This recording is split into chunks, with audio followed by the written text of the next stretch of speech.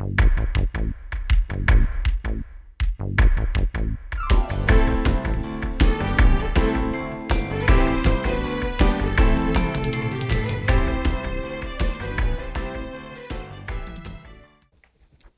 topic of this month is Don't Let Finances Kill You. It's a presentation I did here about a year and a half ago, PowerPoint. So instead of redoing all the information, because I like the information that was in there, I put them on pieces of paper so that you can make a few notes. So we're going to go through this, and then at the end, I actually have, at the end of the packet, I actually have some stress tests that we can all take. So the first thing is, how common is stress? 43% of adults suffer adverse health effects from stress. And that's a scary number, I think. 75% to 90% of all doctor's visits are associated with stress. So if we have a problem going on, the chances are very, very good that whatever we're feeling physically is associated with our emotional well-being. A lot of that is caused by stress. Something has happened in your life, or it's just common day-to-day kind of stuff that isn't going right. And when doctors prescribe medicine for us, sometimes it doesn't actually help us very much because we're not taking care of the actual cause of it. So if we can recognize the stress in our life, and if we can take care of it, and I've got some hints for you too today, if we can take care of it in small ways, then we will actually be healthier physically as a result of that, which I don't know anyone who doesn't want to be healthier physically except maybe Josh, because he's pretty healthy. The next slide is distress. Stress that continues without relief can lead to a condition called distress, which is a negative stress reaction, which leads to the physical symptoms, high blood pressure, high cholesterol, those things, headaches, migraine headaches. Those are the obvious things that we can look at when we talk about stress-related physical ailments. But the other things are liver disease, kidney disease, muscle tightness, blood diseases, heart disease. I mean, all of those kinds of things can be looked at as a part of stress. The symptoms of stress go everywhere from headache all the way down to social withdrawal, muscle pain, chest pain, fatigue, stomach upset, sleep problems, anxiety, restlessness. There really is an entire list of things that we can take a look at. Anytime I'm not feeling good, I really take a look at what is going on with my life. I am far more likely to get a cold if I'm too busy or if I'm stressed out than if I'm feeling good and life is going well. Far more likely to get the flu as well when I'm actually feeling well. If I have a really bad headache, I usually can attribute that to something that's going on in my life as well. Steps to financial unstress is to assess your family situation, set financial planning goals. Do we have more money than month, or do we have more month than money? I mean, that really is something we need to take a look at, not just by this overall I need more money a month kind of attitude that we can have, but also taking a look at our finances in detail. Making a list of everything I need, from vacations and gifts to medical bills to anything I want or need. I learned a couple of things on Sunday that blew my mind. The first thing is that retired people can expect throughout the rest of their life to spend $215,000 on medical bills. So if you live 10 years beyond retirement, you're looking at $20,000 a year.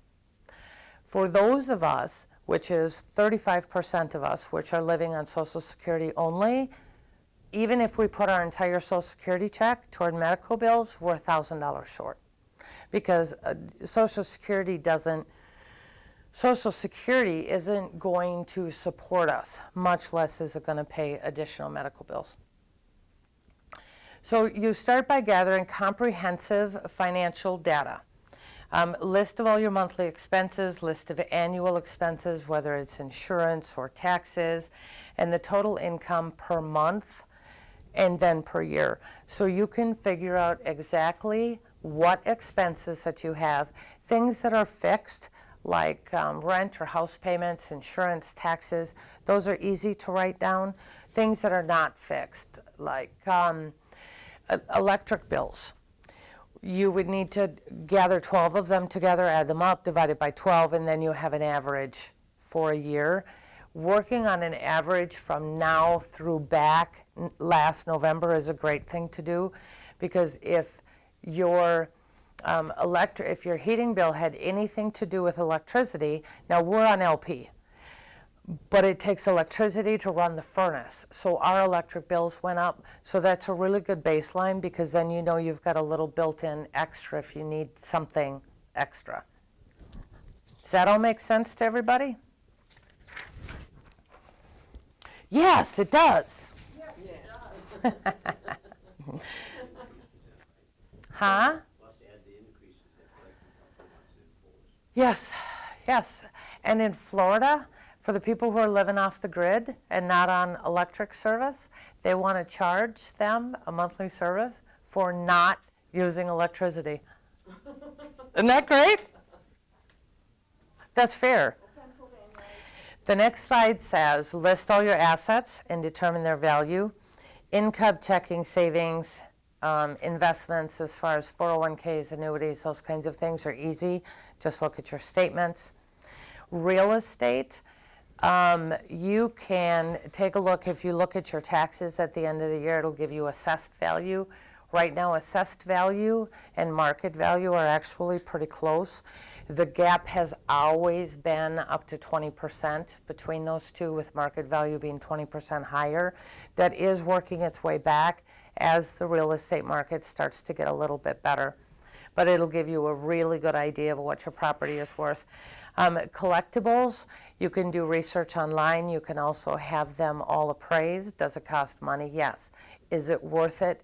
Yes, because they'll be able to give you the real value, they'll be able to give you the sale value, and you'll have an idea of what you've got, especially when it comes to distributing your assets at death in your will, in your estate plan. It gives you a very fair idea of what you're doing and what you're giving away to people. Vehicles, you can look on, I mean, that's as easy as looking on Kelley Blue Book, which is kbb.com. It'll give you the retail, it'll give you wholesale, it'll give you resale, private resale, it'll give you all of those values. Household furnishings are a little tougher. Keep in mind that anything that you use, refrigerators, washers, dryers, sofas, are worth next to nothing after you buy them. So that's not going to be a whole lot. Jewelry, many of us have jewelry that's 1 or 2 generations, maybe even 3 generations old. Very, very important that you get that assessed. And I'll give you an example. A friend of mine sells stuff on eBay, and she thought that she was getting rid of a couple of super old, like 100-year-old pressure gauges. And I bought them for $10 a piece. I priced them on eBay. They're worth a little over $100 a piece. I mean, it's a huge difference. So some of that stuff we really need to take a look at as far as what is it actually worth, because some of the stuff that we think is junk is actually not. Get appraisals on everything if necessary, especially if you're trying to work out your estate.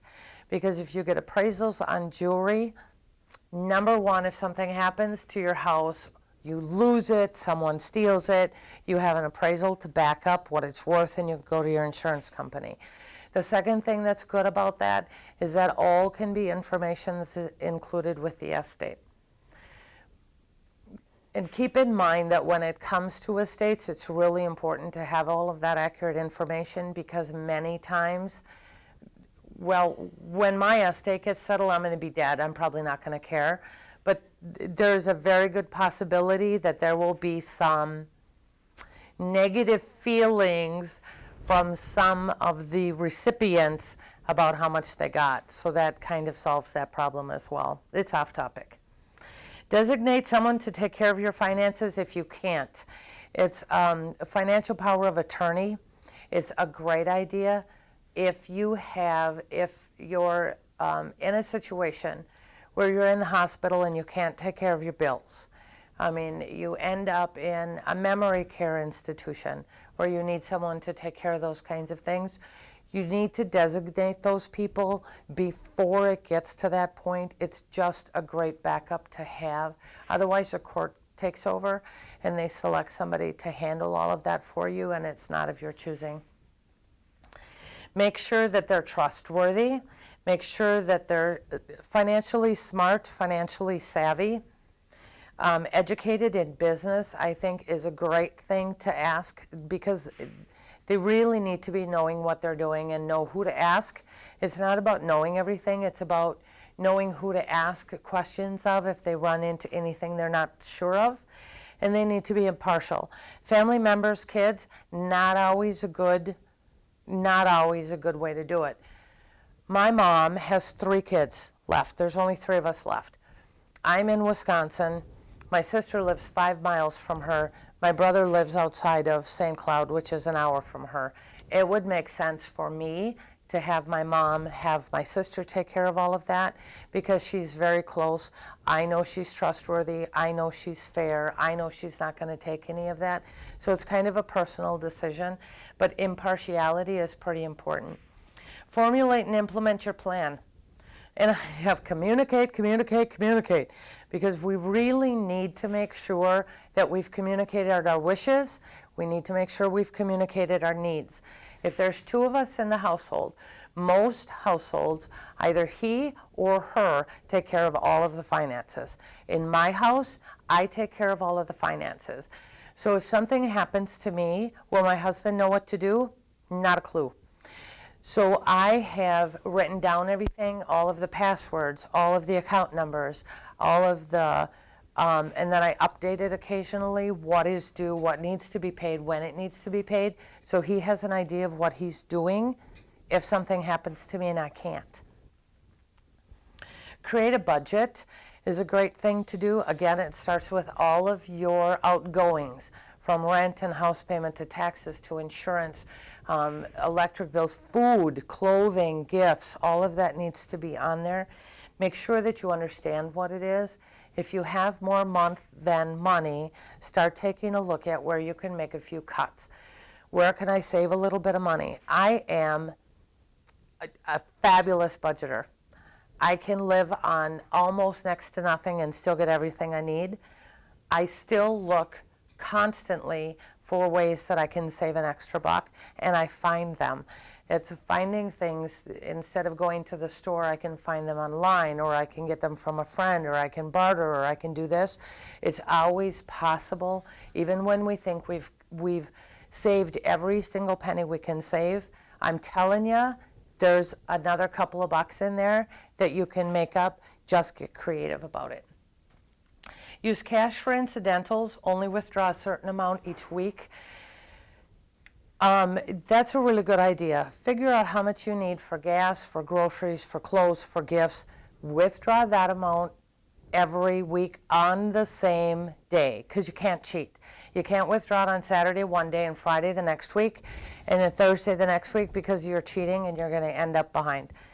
The goal is to have left over at the end of the week. That goes into, I literally have a little metal trash can at my house. Anything left over goes into my trash can. Then if I get a flat tire and I need to have a tire repaired, I have a little extra. If we want to treat ourselves to a night out of pizza, I have a little bit of extra. So then then there's my savings for birthdays, for holidays, for all of those kinds of things as well.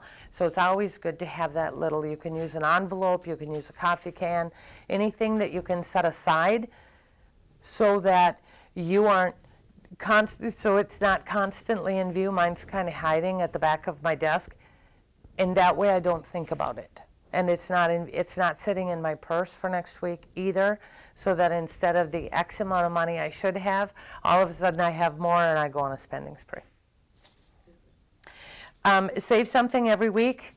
Even $5 is a great start. When John and I were really super broke, which seems like forever ago, but it wasn't, if I could set aside $1 a week, I mean, it was $1 a week. It got me into a great habit of starting to save money and having it set aside, so I had it for emergencies, or I had it for the vacation, or I had it for something else. Setting aside something to leave it there is a great idea.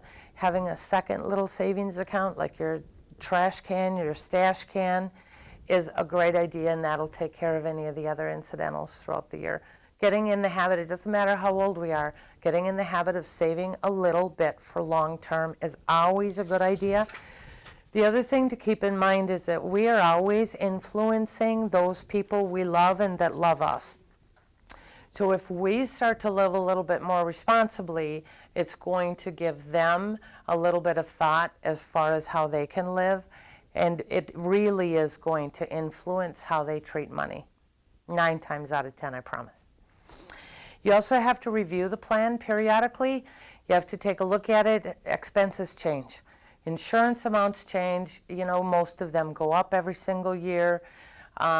Electric bills tend to get an increase and they go up every single year.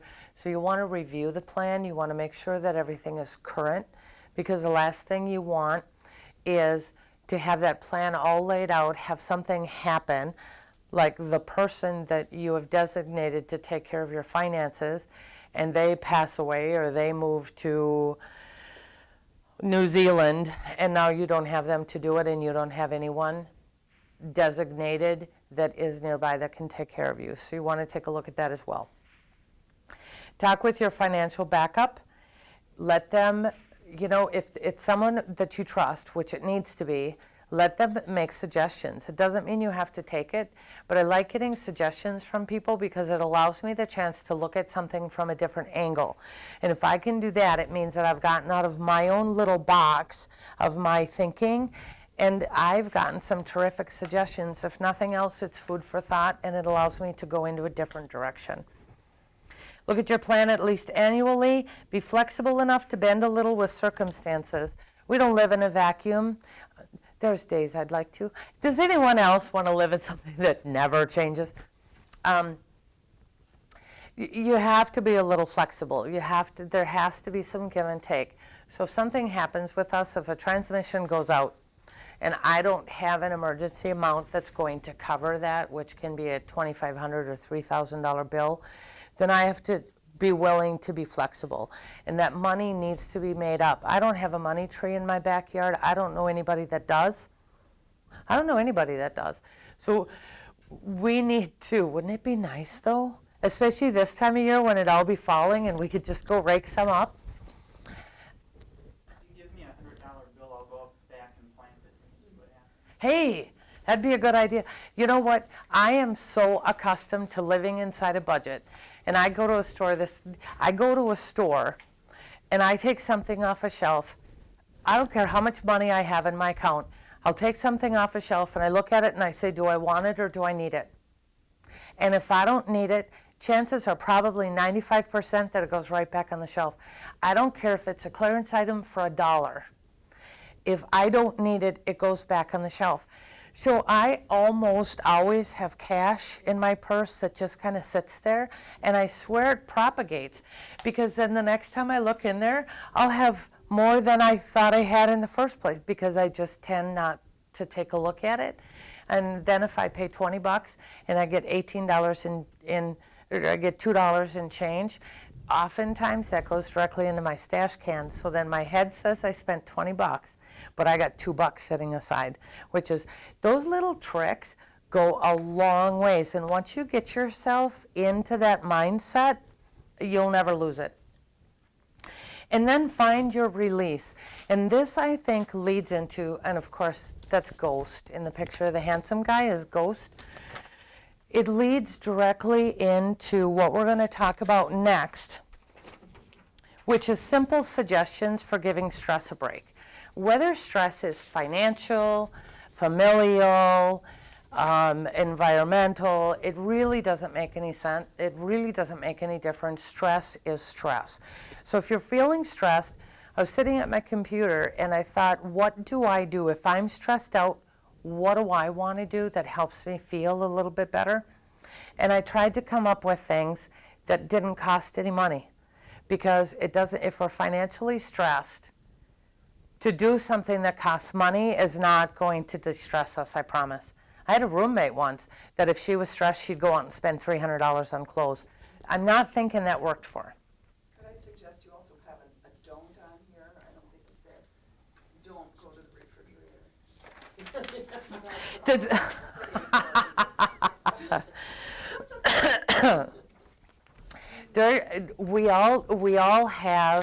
We all have the things we do when we're stressed. We eat, we drink, we spend, some people sleep. My husband reads nonstop when he's stressed. We all have our things that we do. And if it's something that's healthy for us, because if you're really stressed and what you want more than anything else in the world is celery, I'd say go for it. That's not usually the way it works. I go straight for chocolate and peanut butter. Telling you. Well, chocolate actually is a stress reliever, but yeah, it's good. high cocoa. It's good for us. Dark chocolate is very good. It's very good for our health. Eating 2 pounds in one sitting is not going to make me healthy for the next 2 years. It just isn't going to do that for me. So I was sitting at my computer and I wrote out a list. What can I do? What do I like to do that makes me feel a little bit better about myself, which is really integral to feeling less stressed, is feeling a little bit better about ourselves. Because when we're stressed, we start to doubt our own decisions, we start to doubt our worth, we start to doubt our ability to be able to take care of ourselves. It all kind of goes with it. So number one is do something nice for someone. Does that mean that I need to buy someone a gift? Nope. Opening a door at a store, walking. I got to do this one of these days. I have a magazine on Rocky Mountain horses. My neighbor actually has one. I've been promising her this magazine for months. So one of these days to just walk down to her mailbox and stick it in there with a little note that says, finally, it's a great thing. It's something nice. It helps me feel better about who I am. I've made somebody else's day just a little bit brighter, a little bit nicer. And we don't think they matter much. But think of the last time that someone just inadvertently did something nice to you and how good that made you feel and how fast you smiled. We do the same thing for people when we do that. Take a walk. All of the medical information says a nice, slow, leisurely walk, 20 minutes a day, will do wonders for your blood pressure, for your physical fitness. It'll do wonders for shedding pounds if that's what you want to do. It isn't about fast and furious. It isn't about getting your heart rate up to 3 times what it should be. Just a nice slow walk does wonders. Read a book.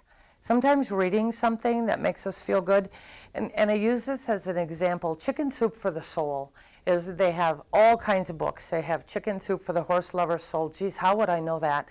They have Chicken Soup for moms, for I don't know what. They have a whole line of books. Those stories are so full of heart that you can feel better. So sit down for 5 minutes and read one of those stories, and you can get the book from the library with your library card, and it didn't cost you anything. Sort through a closet. Have you ever gone sorting through a bunch of coats you were going to get rid of and you found that $10 bill you'd forgotten you put in a pocket? Sort through a closet. Sometimes we find things and we go, you know what, I could really use this. Or you can give it to somebody who can use it. And it makes you feel better because you're a little bit more organized. Give you a little bit of exercise, whole bit. Take an exercise class at the senior center. How about that? Tai Chi, huh? Tai Chi is a great meditative exercise. It's great for your heart as well as for your mind. They have, what else do they have upstairs? They have walking here. I mean, there's all kinds of different exercises you can get involved with. If coming here is tough, then take a walk around your block or down the road a little bit and come back. Spend a little time with an animal. I was sitting at my office and I'm looking outside and the dogs are at my feet and the horses are in the pasture. If I'm really stressed, one of the very best things I can do for myself is to go out to the barn and spend a little bit of time with my horses. I established a rule for myself years ago that said life stops at the barn door. So when I walk through that barn door, the only thing I think about is the animals, the cats, the horses that are inside the barn. It's a great way to just give myself a little bit of break from whatever is troubling me going on in my life. If you don't have an animal of your own, a Humane Society could use volunteers if you want to go in and just love up a cat once in a while. It's a great way. There's animals, fish included, are absolutely wonderful for blood pressure. Get you off blood pressure pills. Volunteer somewhere. Give yourself a little bit of time with the big brothers, big sisters. Volunteer here, help somebody out. Volunteer at school. There's a library program for after school that helps kids do homework. I mean, there's all kinds of things that you can do that cost little to no money, and you're helping someone else out and you're feeling better about yourself at the same time. Start a list of things you'd like to do. I like this one. List of things. What would I do if I had all the money in the world, which means that I probably have all the time in the world? What are all of the things that I want to do? And you make that whole list. If you're feeling financial stress, cross off the things that actually cost money. You will be surprised at how many things end up on that list that cost absolutely nothing. I would call my friend once a week. I would walk. I would work in my garden. It's amazing how many things on that list are not going to cost you any money. Stretch. Where do we feel, how about you guys? Where do you feel stress in your body? Next is usually the first place it goes to. Do some stretches that'll stretch out your legs and your neck. It gets your blood flowing. It gets your mind off of what's troubling you, and sometimes just that 5 minutes can do a wonder of good, and it's good for your health. Call a friend and find out what's going on in their life. You know, if I'm really troubled, unless I really need to talk about what's going on, if I want to forget it, I will give someone a call, and they'll say, hey, how are you? Yeah, this isn't about me. I want to talk about you today. And find out what's going on in their life. You'll find out that you have forgotten everything that's going on in yours. Just a few minutes. It's amazing how much good that can do you. At the end of this, I put 3 stress assessment exercises.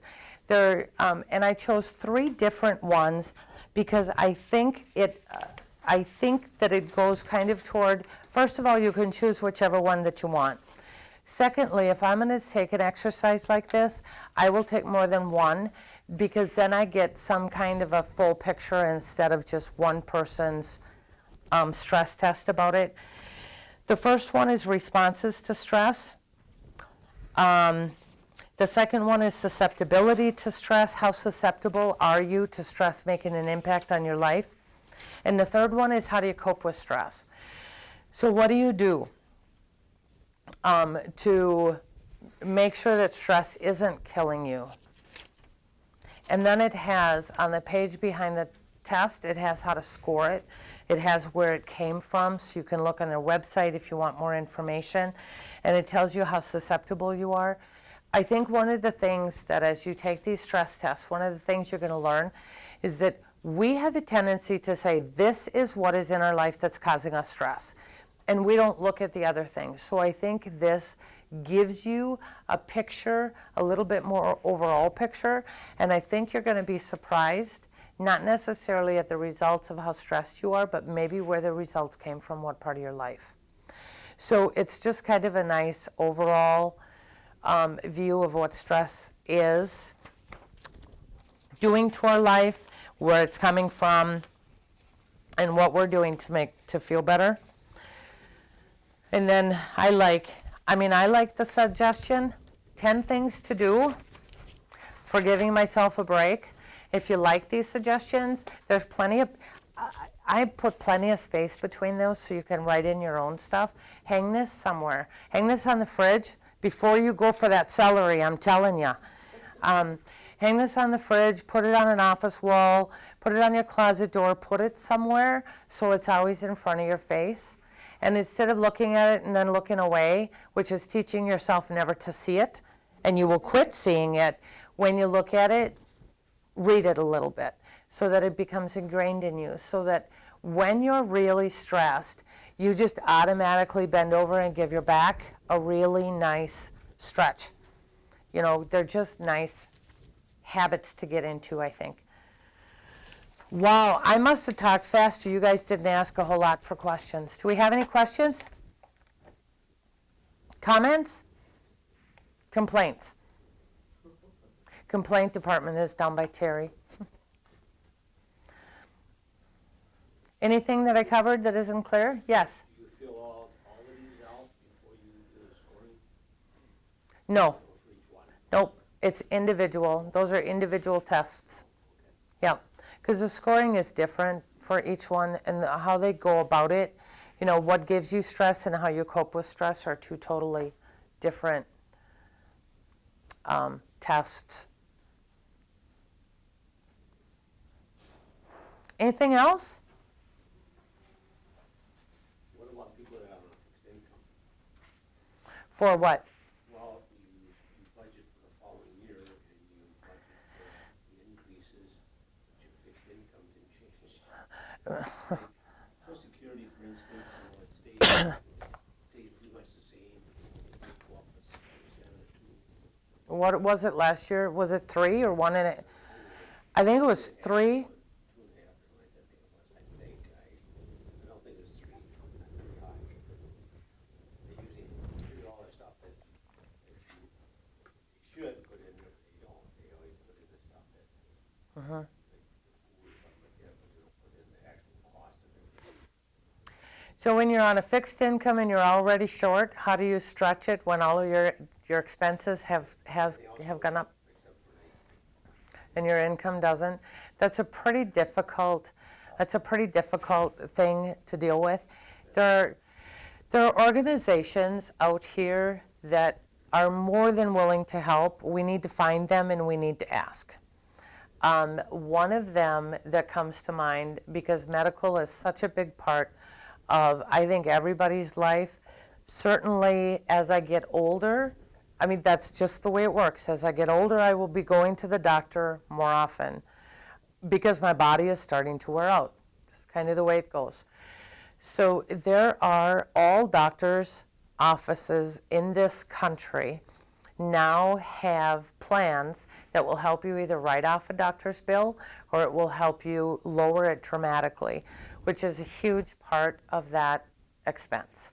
I know prescriptions are a big part of that expense. That's not something that is going to change a whole lot. I have one prescription and I have not found that's gone up over the last several years, which is kind of nice.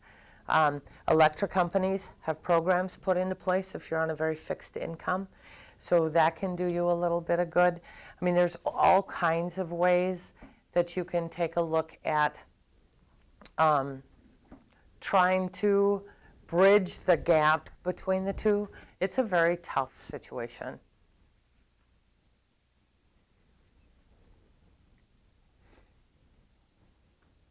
Anything else? Okay. Thank you for coming here today. I appreciate that.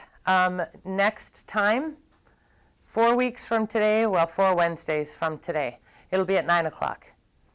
So hopefully that'll help with the exercise class, because I don't want to take exercise away from you because it's a great de-stressor. What's the It's what makes us happy, actually. We're going to be talking about some of the things in life that actually give us pleasure, that make us happy, things that we can do with the holiday season, because that'll be the week before Thanksgiving. So we'll talk about things that we can do as we go into the most stressful time of year, things that we can do that actually will improve the amount of stress, improve our lives, improve the holidays for us.